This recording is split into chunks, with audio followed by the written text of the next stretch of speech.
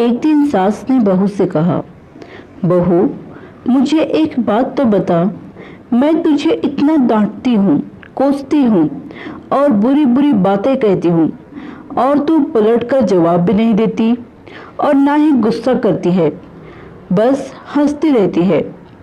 बहू को तो जैसे सुनाने के लिए कहानी मिल गई।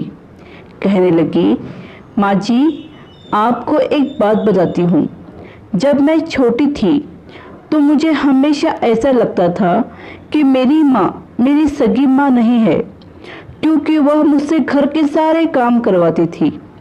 कोई काम मुझसे गलत हो जाता तो मुझे डांट भी पड़ती और कभी कभी तो मार भी पड़ती, लेकिन माँ थी वह मेरी।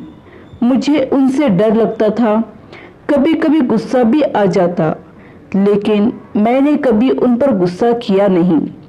यहाँ तक कि जब मैं कॉलेज से थकी हुई घर आती तो कुछ देर आराम करने के बाद तुरंत मुझे सारे काम करने पड़ते।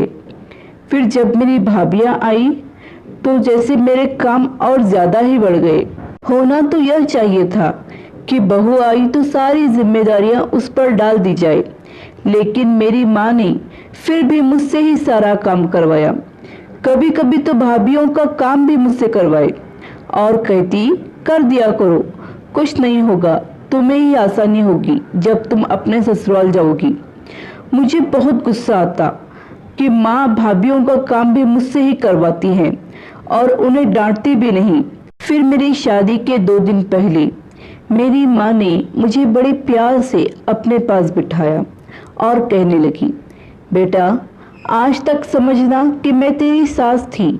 मैंने तुझे प्रैक्टिस करवा दी है और तुझे बता दिया है कि सास ऐसी भी होती है, लेकिन अब तेरी शादी हो रही है तो आज से मैं तेरी माँ हूँ।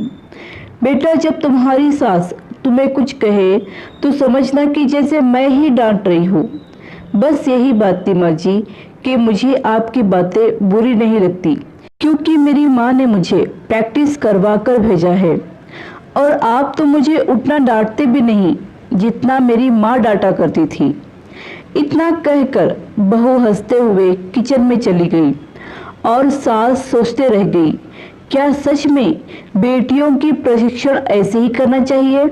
आशा करती हूँ कि कहानी आपको पसंद आई होगी। कहानी पसंद आई हो तो लाइक, सब्सक्राइब और शेयर करें और इस कहानी पर आपकी क्या राय है हमें कमेंट करके ज़रूर बताएं। कहानी सुनने के लिए आपका बहुत बहुत धन्यवाद।